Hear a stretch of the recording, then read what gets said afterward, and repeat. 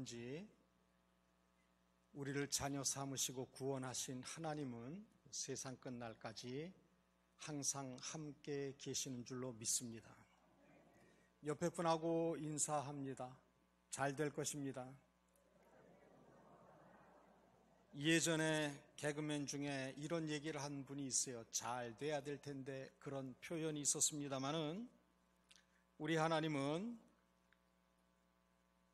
친히 자신을 내어주시기까지 우리를 사랑하시기 때문에 우리에게 되어지는 모든 일은 다 하나님의 은혜인 줄로 믿습니다. 지금 조금 막 힘들어요. 갑갑하고 육체적으로도 약하고 살 소망이 없는 것 같지만, 그러나 우리의 처지와 환경을 보지 아니하고 아버지이신 하나님께 우리의 시선을 고정하는 승리의 삶을 잘 감당하시기를 주의 이름으로 빕니다. 본문의 사건들을 보게 되어지면 그 어떤 만남이든지 만남에는 필연과 섭리가 있음을 보게 됩니다. 노사연 성도가 부른 노래 중에 우리 만남은 우연이 아니야, 그런 노래 글이 있습니다.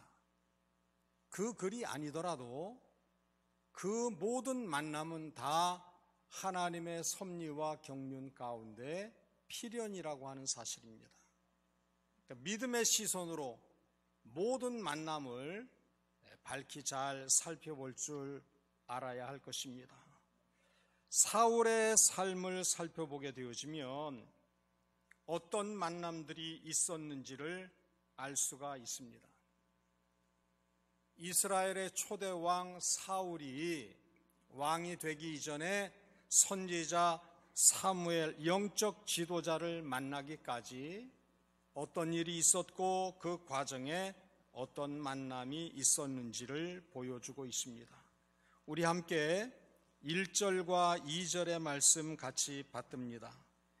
베냐민 지파의 기스라 이름하는 유력한 사람이 있으니 그는 아비엘의 아들이요 스롤의 손자요 베고라스의 증손이요 아비야의 현손이며 베냐민 사람이더라. 기스에게 아들이 있으니 그의 이름은 사울이요 준수한 소년이라.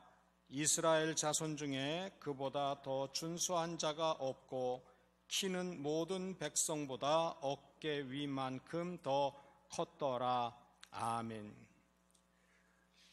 사울을 통해서 살펴볼 수 있는 첫 번째 만남은 부모와의 만남입니다. 1절을 보게 되니까 사울의 아버지 기스는 유력한 자라, 그렇게 표현을 하고 있습니다. 오늘날로 따지면 재산이 많고 강력한 힘 있는 사람이었습니다.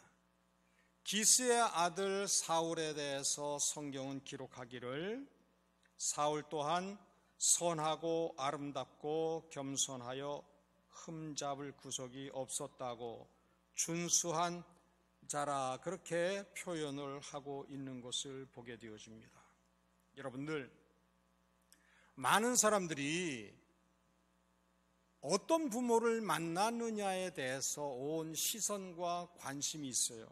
그러나 어떤 부모를 만나느냐가 우리 개개인의 삶에 있어서 차지하는 비중은 크지 않다고 하는 것을 생각을 해야 됩니다. 부모가 누구냐? 그거 대단하게 중요한 것이 아닙니다. 내가 만난 부모님을 통해서 하나님의 섭리가 어떻게 이루어지느냐가 가장 중요한 것이라 하는 겁니다. 사울은 좋은 부모 밑에서 환경에서 태어나 자랐지만 그 과정 그리고 그 결말은 결코 아름답지 못한 모습을 보게 되어집니다. 출발이 좋은 게 소중한 게 아니에요. 출발선상에 선 내가 오늘날 표현하는 금수저냐 흙수저냐 하는 것이 중요하지 않다고 하는 겁니다. 흙수저와 같은 처지였어도 하나님이 내 삶에 강권적으로 역사하시고 은혜를 베푸심을 믿음으로 반응하면, 소화하면 하나님 앞에서 귀한 제목으로 쓰임을 받고 사람들에게 존귀히 여김을 받고 하나님께 영광을 돌려드리는 삶을 살 수가 있어요.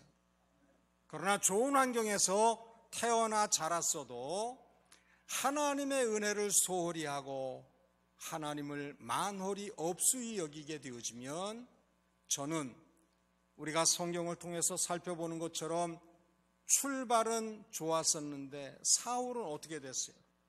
전투에 나가서 스스로 자결하는 그러한 부끄러운 모습을 남겼던 것을 살펴볼 수가 있습니다. 여러분 생각해 보세요.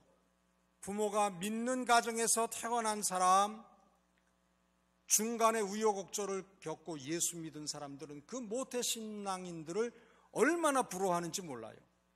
그러나 생각을 해보세요. 모태신앙인 사람이 종종 바람직하지 못한 생활을 하는 모습을 보일 때가 우리 주위에 많이 있다 하는 겁니다. 모태신앙인 사람이 가만히 하나님이 보실 때에는 못된 신앙의 소유자로 자리매김하는 경우를 우리는 주위에서 많이 봅니다. 그러니까 신앙 환경에서 자란 것은 귀하고 신앙 없는 환경에서 나 홀로 믿음을 지키느냐고 살아온 사람은 좀 신통치 않은 거 아니냐? 결코 그렇지 않다고 하는 사실입니다. 불신 부모 밑에서 험한 성장의 과정을 가졌지만 해같이 빛나는 신앙의 소유자로 마무리된 경우를 우리는 주위에서 자주 살펴볼 수가 있습니다. 사울처럼 좋은 여건이었어도 그 가치를 바르게 깨닫지 못하고 교만하든지, 반대로 환경과 여건을 탓하면서 좌절하는 사람은 그 어떤 경우에도 하나님이 들어 사용하시지 않는다는 겁니다. 좋은 환경에서 자라면서도 그 중심에 교만이 자리하고 있으면 하나님 그 사람을 도구로 사용치 않으세요. 내 환경은 왜 이 모양이냐? 불평하고 원망하고 남의 탓을 하면서 볼멘소리하는 자세를 가지고 있는 사람도 하나님은 결코 그 사람을 들어서 귀하게 사용하시지 않는다고 하는 겁니다. 오히려 있어도 겸손하고 없음에도 불구하고 감사의 제목을 하나님 앞에 올려드리는 사람을 하나님께서는 반드시 들어 쓰시는 것을 우리는 마음에 새길 수 있어야 합니다. 간혹 우리 중에도 부모님이 내게 해준 게 뭐가 있느냐고 대드는 자녀들이 있어요. 죄송합니다마는 그런 사람은 호로자식이에요. 우리가 하나님 앞에서 자녀된 우리의 모습을 생각을 해보세요. 하나님 이게 뭡니까? 하나님 내게 해준 게 뭐가 있는데요? 이러고 콧구멍을 치켜들고 하나님을 없이 여기고 대드는 그러한 삶을 산다고 하면 그 사람의 삶은 얼마나 부끄러운 삶인가 하는 것을 생각해 볼 수 있습니다. 좋은 부모와 좋은 환경 가운데에서도 감사할 줄 모르는 자식입니까? 아니면 나는 부모에게서 받은 것이 아무것도 없다고 원망하면서 반항하는 자식이냐 하는 것. 하나님 아버지 앞에서도 똑같은 자세예요. 우리가 이 땅에 생명을 가지고 태어난 것 자체도 하나님의 은혜요 복이에요. 내가 바라는 모습대로 누리지 못한다고 해서 하나님을 없이 여기는 그런 자식은 아니냐 하는 겁니다. 많은 은혜를 하나님이 때를 따라 우리에게 공급해 주셨는데 그것에 대한 감사의 이유와 조건이 없이 무미건조하게 사는 그러한 하나님 앞에서 자녀는 아닌가 우리 스스로를 살펴볼 필요가 있습니다. 3절부터 10절까지의 말씀을 살펴보게 되어지면 내 주위에 있는 사람, 그것이 내가 모시는 사람이든지 내가 부리는 손 아래 사람이든지 그 사람과의 관계에 있어서도 그 만남에 있어서도 아름다운 모습을 간직하는 삶을 살아야 할 것을 얘기를 하고 있어요. 여러분들 3절을 보게 되어지면 사울의 아버지 기스가 암나귀를 잃어버렸어요. 그런데 그 암나귀를 누구 보고 찾으라고 그래요? 누구 보고? 아들 사울 보고 찾으라고 그래요. 여러분들, 이 한 귀절을 통해서도 우리는 교훈을 많이 가질 수가 있어요. 일은 내가 저질러 놓고 수습은 다른 사람 보고 하라고 그러는 경우가 우리가 얼마나 많이 있는지 몰라요. 남편이 잘못해 놓고는 그 뒤치다거리를 누구에게 떠넘겨요? 어떻게 알았을까? 아내에게 떠넘겨. 아내가 말이죠, 잘못했어요. 인심을 써가지고 보증을 섰어. 그런데 그 재정적인 짐을 누가 감당을 해요? 가장이. 대책이 없는 거예요. 부지런히 일해서 소득을 가져도 그 보증 쓴 빚을 갚느냐고 말이죠. 손에 쥐는 건 아무것도 없는 경우도 있고 그래요. 어찌 생각하면 이 세상 사중에는 염치 없는 경우들이 얼마나 많이 있는지 몰라요. 가장이 잘못했는데 온 가족이 같이 큰 재정적인 어려움을 겪고 생활에 궁핍함을 겪어야 하는 경우도 있고요. 우리는 그런 일들이 참 많이 있습니다. 아버지가 암나귀들을 잃어버리고는 사울에게, 아들에게 얘기합니다. 너 가서 암나귀 좀 찾아라. 그래서 아버지가 정해준 사환하고 같이 그 암나귀를 찾으러 여기저기 두루 다니는데 암나귀를 찾지를 못한 거예요. 그때 사환이 얘기를 합니다. 사울에게. 사무엘이라고 하는 선지자가 있는데 그분은 무엇이든지 문제를 다 해결해 주시는 분입니다. 사울이요, 그분에게 가서 우리가 잃어버린 암나귀에 대해서 의논을 합시다. 그렇게 제안을 하는 거예요. 지혜롭게. 사울은 처음에 뭐라고 그래요? 이 사람아, 나귀를 찾는 것은 고사하고 우리가 시간을 많이 지체해서 아버지가 걱정하게 생겼다. 그만 집으로 돌아가자 그러는데 이 사환이 조르는 거예요. 권하는 거예요. 주인께서 암나귀들을 찾아오라고 책임을 주었는데 그 책임을 완수하기 위해서 우리가 할 수 있는 방법은 다 했는데, 인간적인 수고는 다 했는데 이제 하나님의 도움을 구해야 되지 않겠느냐. 사무엘이라고 하는 이에게 건너가서 이 문제를 갖다가 해결을 합시다. 아이고, 어떻게 빈손으로 가느냐. 제가 가지고 있는 적은 예물이 있습니다.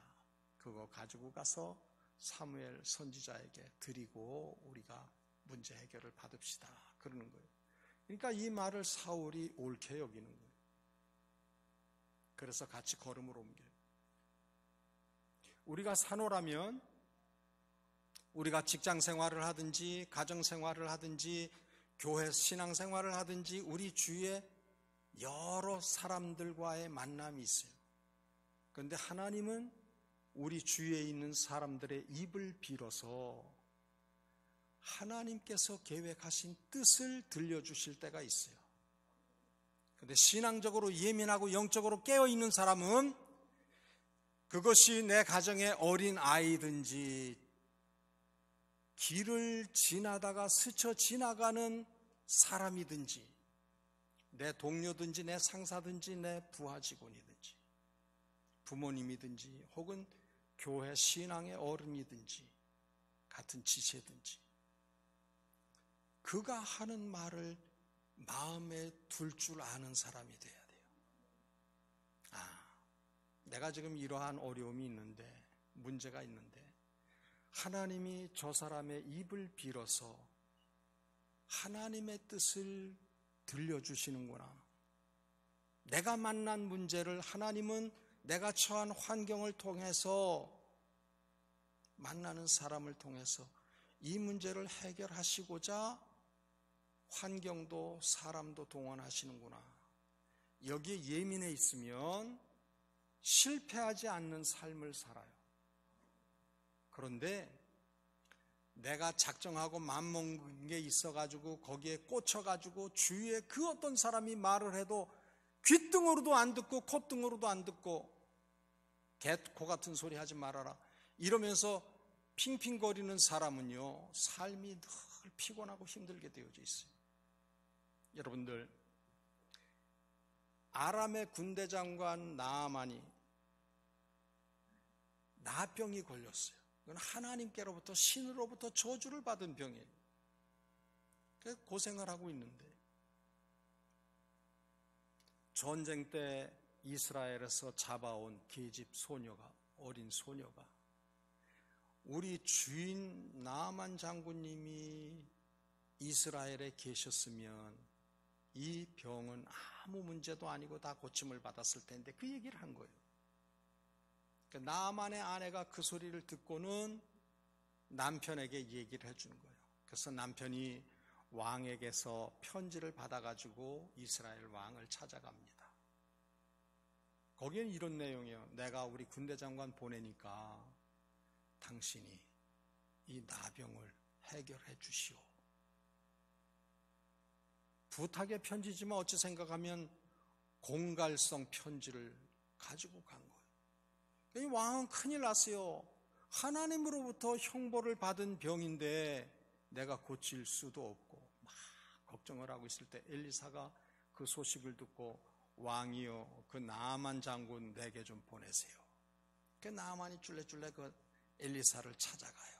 근데 엘리사는 나와 보지도 않고 목소리만 들려줍니다. 요단강에 가서 7번 몸을 씻으라 그러는 거예요. 그러니까 나아만이 생각할 때, 야, 이게 되도 않는 소리 하고 있구나. 기분이 나빠가지고서는 아주 불쾌하게 여기는 겁니다. 그때 하인 하나가 얘기를 해요. 장군이요, 주인이요, 아람의 아바나나 바르발 강이 깨끗하고 요단강보다 좋은 물이지만 그러나 선지자가 얘기하는 것 들으면 어떻습니까? 아니면 말고요. 그러고 이제 권하는 거예요. 그래서 사환의 말을 듣고 나아만이 어떻게 해요? 요단강에 가서 자기 몸을 보호하고 있는 그 모든 것들을 다 내려놓고 벗어놓고 요단 물에 자기 몸을 담그는데 한 번, 두 번 아무런 변화도 없어요. 철저하게 7번 몸을 씻으니까 어린아이 피부처럼 나병은 떠나가고 회복이 되는 역사가 있었어요. 여러분들,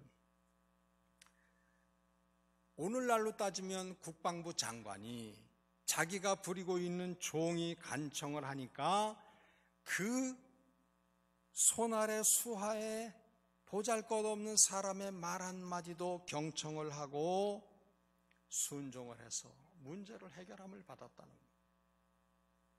하나님은 여러 부분과 여러 모양과 여러 사람들을, 사건들을 통해서 하나님은 우리가 만난 문제에 대한 답을 얘기를 수도 없이 하세요.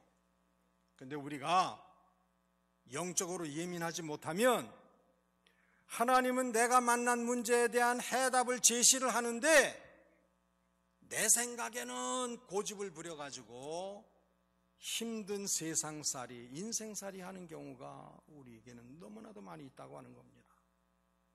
늘 말씀을 상고하고요. 내 주위에서 되어지는 일들, 내 귀에 들리는 말, 내가 보는 현상, 이런 것들에 늘 예민하시기를 바랍니다. 이때를 만나 있는 내게 하나님은 무슨 말씀을 하시나? 들려주시는 말, 보여주시는 것 예민하게 잘 반응하고 순종을 해서 하나님의 은혜를 누릴 수 있어야 돼요. 내가 만나는 사람이 내 수하에 있는 사람이든지 내가 모시고 있는 사람이든지 그 모든 만남을 소중하게 여기고 존중하면서 인격적인 만남을 가질 수 있어야 됩니다. 사울이 사무엘을 만나고 이스라엘의 왕이 되기까지 본문에서 사환의 역할이 얼마나 중요했냐 하는 겁니다. 야, 쓸데없는 소리 하지 말아라. 그리고 사환을 무시를 하고 이제 아버지가 걱정할 테니까 집으로 가자 그랬으면은 이스라엘의 왕이 되지를 못했을 거예요. 근데 하나님은 한편에서 또 사무엘을 동원을 해서 얘야, 내일이면 이러이러한 인물이 너를 만나게 될 텐데 너는 이러이러하게 해서 그 사람에게 기름을 붓고 이스라엘의 왕을 삼아라. 하나님은 하나님대로 사무엘에게 개입하셔가지고 준비를 다 해놓고 계셨던 것을 볼 수가 있습니다. 실패하는 사람들의 한결같은 삶의 특징은 무엇이냐? 인간관계에 있어서 독불장군이라는, 남의 말을 잘 들을 줄 몰라요. 경청할 줄 몰라요. 허투루 들어요. 그것이 배우자이든지 자녀이든지 부모이든지 형제이든지 동료이거나 다 어떤 경우가 되어지느냐? 그 모든 경우를 불편한 관계로 가지고 사는 사람의 특징이 삶이 피곤하고 실패자가 된다고 하는 겁니다. 믿음이 좋은 사람은 대인관계에 있어서 유아독존하지도 않아요. 아나무인이 되지도 않는다 하는 겁니다. 사환의 지혜로운 권면과 그리고 사울의 겸손한 모습을 통해서 우리는 삶 가운데 수시로 만나게 되는 그 관계들을 어떻게 꾸려야 할지 지혜를 얻게 된다고 하는 겁니다. 그러니까 상대의 수준, 형편, 경험, 지식, 이것을 우리가 늘 선입견을 가지고 대해서는 안 된다고 하는 겁니다. 그래서 사울은 결국은 하나님의 사람 사무엘을 만나고 그 일로 말미암아 이스라엘의 왕이 된 것을 살펴볼 수가 있습니다. 하나님께서는 지금도 직접 일을 치르시지를 아니하시고 거의 모든 경우 하나님은 사람을 통해서 지금도 일하고 계세요. 내가 만나는 사람을 통해서 역사하시는 하나님의 섭리에 순종하는 복된 삶을 잘 꾸려나갈 수 있기를 주의 이름으로 빕니다. 11절부터 13절까지의 말씀 우리 함께 받들어 올립니다. 그들이 성읍을 향한 비탈길로 올라가다가 물 기르러 나오는 소녀들을 만나 그들에게 묻되 선견자가 어디 있느냐 하니 그들이 대답하여 이르되 있나이다 보소서 그가 당신보다 앞서갔으니 빨리 가소서 백성이 오늘 산당에서 제사를 드리므로 그가 오늘 성읍에 들어오셨나이다. 당신들이 성읍으로 들어가면 그가 먹으러 산당에 올라가기 전에 곧 만나리이다. 그가 오기 전에는 백성이 먹지 아니하나니 이는 그가 제물을 축사한 후에야 청함을 받은 자가 먹음이니이다. 그러므로 지금 올라가소서 곧 그를 만나리이다 하는지라. 아멘. 사울이 사무엘을 만나러 가는 길에 물길러 나온 소녀들을 만나서 나눈 대화예요. 이 만남에서 물길으로 가던 소녀들은 사무엘을 만날 수 있는 방법을 자세하게 알려주고 있는 것을 보게 되어집니다. 우리가 일상적인 삶에서 흔히 경험할 수 있는 이웃과의 만남이 있어요. 오늘의 우리는 우리 힘이나 우리 실력이나 수고나 경험으로 여기에 있는 것이 아니라는 사실입니다. 우리와 함께 있는 수많은 이웃들의 손길 덕분에 오늘의 우리가 있다고 하는 사실을 기억을 해야 됩니다. 내가 잘나서 지금 이 자리에 있는 게 아니에요. 내가 잘나서 이 책임과 사명을 감당하고 있는 게 아니에요. 내 주위에는 알게 모르게 나와 더불어서 하나님의 섭리와 경륜을 이루기 위해서 필연적으로 동원된 수많은 이웃들이 있다고 하는 사실을 우리는 마음에 새길 수 있어야 됩니다. 그래서 우리들의 모든 인생 여정은 하나님의 놀라운 계획 속에 이루어진다고 하는 사실을 믿어야 돼요.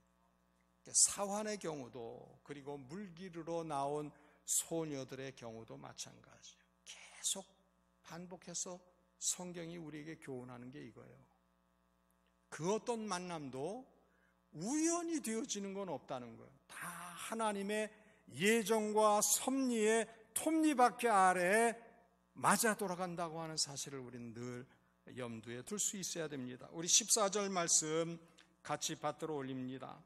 그들이 성읍으로 올라가서 그리로 들어갈 때에 사무엘이 마침 산당으로 올라가려고 마주 나오더라. 아멘. 여러분들, 부모와 만남도 있고 우리가 가까이에서 일상을 나누는 사람도 있고 어쩌다 길을 지나면서 마주치는 사람도 있는데 14절이 우리에게 교훈하는 것은 영적인 지도자와의 만남을 이야기를 하고 있습니다. 사울이 사환과 함께 성읍으로 들어갈 때에 사무엘이 산당으로 올라가려고 나서서 마주쳤다는 사실입니다. 사울이 사무엘을 만나게 된 것은 전적으로 하나님의 섭리였어요. 겉으로 보기에는 아버지 기스가 잃어버린 암나귀들을 찾기 위해서 걸음을 옮겼던 것이지만, 그러나 본질은 하나님께서 사울을 이스라엘의 왕으로 기름 부어야 되겠기 때문에 되어진 하나님의 계획이었다고 하는 겁니다. 왜 그 아버지가 암나귀들을 잃어버려요? 다 하나님의 경륜 가운데 있었다고 하는 겁니다. 그 일을 통해서 사무엘을 만나게 하고, 사무엘은 사울의 겸손함과 하나님이 저를 왕으로 쓰시고자 하는 것을 순종함으로 사울의 머리에 기름을 부은 것을 살펴볼 수가 있습니다. 사울에게는 사무엘이라고 하는 영적 지도자가 필요했기 때문이라는 겁니다. 우리가 지혜와 신뢰로 한 사람의 삶을 이끌어주는 영적 지도자가 되어야 되고, 우리의 삶에 반드시 그러한 영적 리더가 있어야 돼요. 여러분들은 그저 되는 대로 내 경험과 상식을 따라서, 판단을 따라서 사세요? 아니면 여러분들의 삶의 순간순간마다 만나는 문제를 머리를 맞대고 의논을 하고 기도를 부탁할 수 있는 영적인 지도자가 있느냐 하는 거예요. 영어로 표현해서 멘토가 있느냐 하는 겁니다. 내가 만나는 문제를 길 안내를 잘 해줄 수 있는 인생 선배가 여러분에게 있느냐 하는 겁니다. 교회 생활을 오래 했어도 내가 신앙 공동체 안에서 그렇게 내 삶을 나눌 수 있는, 영적으로 소통할 수 있는, 교제할 수 있는 사람이 없다? 그건 참 안타까운 사실이에요. 사무엘은 이스라엘 초대 왕인 사울에게도, 그리고 둘째 왕이었던 다윗에게도 좋은 영적 지도자였어요. 똑같은 사무엘인데 사울은 처음에는 기름 부음을 받고 조금 순종하고 겸손한 자세를 보였는데 시간이 지나니까 교만이 자리해가지고 사무엘이 그 어떤 말을 해도 이제는 듣지를 않는 거예요. 마음에 두지를 않는 거예요. 그러나 이스라엘의 두 번째 왕인 다윗은 사무엘이 그 어떤 말을 해도 그 말은 누가 주신 말씀이에요? 하나님이 주신 말씀이에요. 그래서 순종을 해서, 여러분들 이스라엘의 국기에는 다윗의 별이라고 하는 심볼이 있어요. 삼각형 바로 놓여진 것과 거꾸로 서 있는 삼각형 두 개가 포개진. 이스라엘 사람들은 지금도 다윗 그러면 깜빡 넘어가요. 하나님조차도 뭐라고 말씀하셨어요? 다윗은 내 마음에 꼭 드는 사람이다 그랬어요. 여러분 이름을 넣어가지고 아무개는 하나님 마음에 꼭 드는 사람입니다, 그렇게 고백할 수 있어요? 고백하실 수 있기를 바랍니다. 하나님은 사울에게도 다윗에게도 사무엘이라고 하는 영적 지도자를 허락을 하셔서 그 지도자를 통해서 모든 것을 공급받고 해결할 수 있도록 해 주었어요. 여러분들, 누구나 영적 지도자의 조언이나 권면을 들을 수도 있고 거부할 수도 있어요. 그거 자유예요. 근데 중요한 사실은 영적 지도자인 사무엘의 말을 순종한 다윗은 하나님 마음에 꼭 들었다 그랬어요. 반면에 영적 지도자인 사무엘의 말을 허투루 업수히 여긴 사울은 하나님에게서 철저히 버림받은 것을 우리는 성경을 통해서 살펴보게 되어집니다. 모든 사람에게는 영적 지도자가 있어요. 영적 지도자의 안내를 받느냐 안 받느냐의 차이는 천당과 지옥의 차이만큼 큰 차이가 있는 줄 믿으시기 바랍니다. 이게 신앙의 원리예요. 간혹 어떤 이들은 당신이나 나나 목사나 나나 뭐 다른 게 뭐가 있어. 나이도 같고 갑장이고 배운 수준도 비슷하고 그러면서 신앙을 지도하는 목사의 말을 허투루 들어요. 여러분들 잘 기억하시기를 바랍니다. 이 자리에 서서 목사가 하는 말은 하나님의 말씀을 배달하는 수준이에요. 간혹가다 그럴 수 있겠죠. 저거 김세봉이 저 개인의 말이야. 그런 마음이 들 때가 있을 거예요. 그럼에도 불구하고 하나님은 사천읍교회 담임 목사를 통해서 오늘을 사는 내게 깨달음을 주신다라고 아멘하면 다윗과 같은 삶을 살아낼 줄로 믿습니다. 웃기고 있네. 웃기는 찐빵이야. 구라공갈 치지 마. 그러면 누구같이 돼요? 누구같이? 사울같이 돼요. 여러분들 옛날 광고 문구 중에 순간의 선택이 10년을 좋아합니다 그랬습니다마는 여러분들 하나님의 말씀은 그 선택이 영원을 좌우해요. 영적으로 하나님의 나라를 차지하느냐, 영적으로 불구덩이 속에 자리하느냐. 순간의 선택이 영원까지 이어진다고 하는 것을 늘 두려운 마음을 가질 수 있어야 됩니다.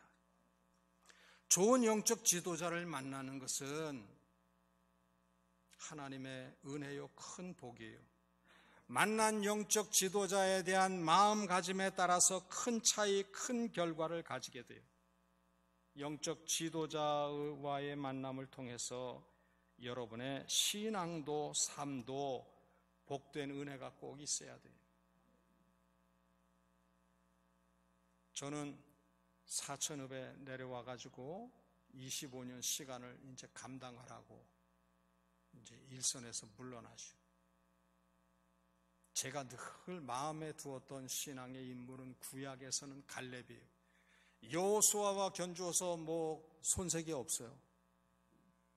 여호수아가 이스라엘 12지파를 동원을 해서도 점령하지 못한 기럇 아르바 헤브론 땅을 갈렙은 자기 지파 유다 지파 사람들만 데리고 가서 그 땅을 기업으로 받았어요.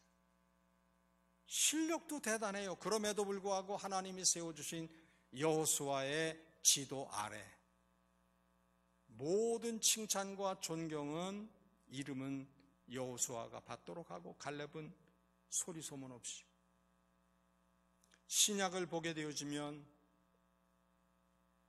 사울이 극렬하게 그리스도인들을 핍박하다가 다메섹으로 가는 길에서 예수님, 부활하신 예수님 만나고 회개를 했는데 사람들이 믿어주지 않고 의심하는 거예요. 저 한꺼번에 일망타진하려고 저 쇼를 하는 건 아닌가. 의심의 눈으로 볼 때 저를 변호하고 저가 안디옥에 가서 목회를 하면서 자기가 안디옥 교회 신앙지도 하는데 부족함이 하나도 없어요. 그럼에도 불구하고 5가지 찾아가서 수소문해서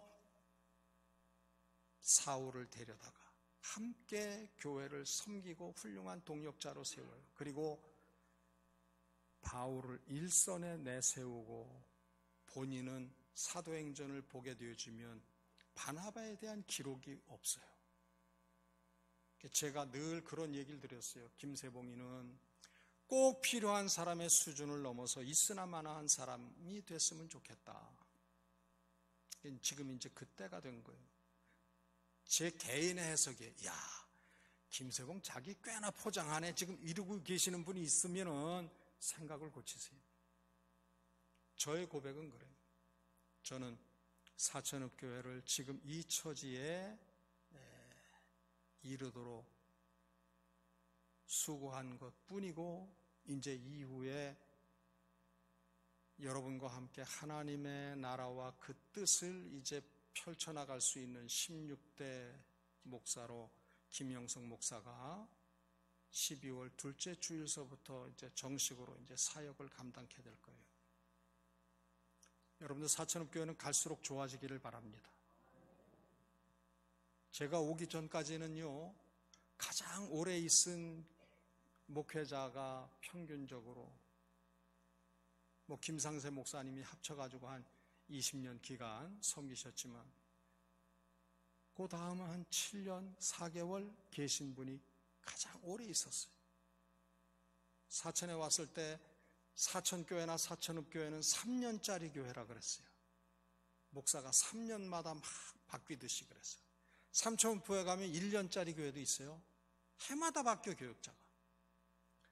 여러분들, 우리가 신앙 토양을 이제는 바꿔야 돼요.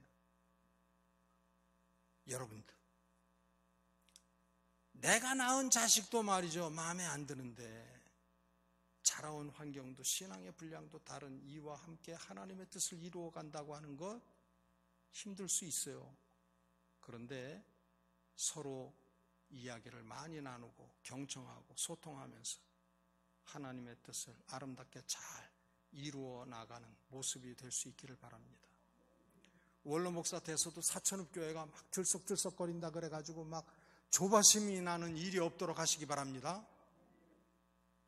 그냥 좋은 소문만 주세요. 은혜와 진리 가운데 거하고 사람마다 다들 두려워하고 칭찬 듣고, 믿는 수가 주일 예배 때뿐만 아니라 수요 기도 때뿐만 아니라 새벽 기도 시간에도 말이에요, 등록하는 신자가 생기고, 사천에서뿐 아니고 진주, 삼천포, 창원, 마산에서도 사천읍교회를 출석하게 되는 그러한 소문난 좋은 교회 될 수 있기를 바랍니다. 제가 이제 돌아오는 주일이면은 마지막 설교를 합니다. 그리고 12월 둘째 주부터는 김영성 목사님이 이제 말씀을 전하실 거예요. 여러분들, 가위로 딱 끈을 자르는 것처럼 이제 12월 5일 주일 지나고 나면은 은퇴식 때 올까 지금 생각 중이에요. 장로님들은 계속 오셔서 예배 인도를 좀 해주세요.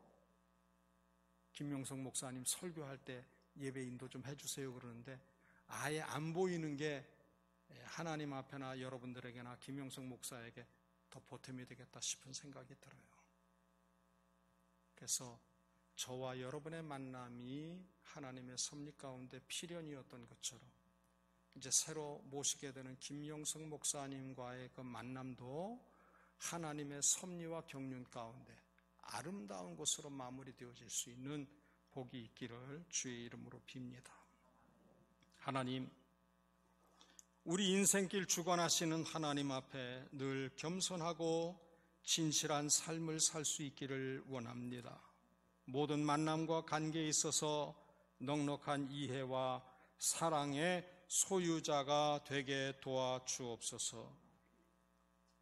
모든 만남을 섭리하시는 하나님과 더욱 깊이 교제하고 하나님과 동행하고 하나님의 동역자로 쓰임받는 우리 모두 되게 하옵소서. 예수 그리스도의 이름으로 기도드립니다. 아멘.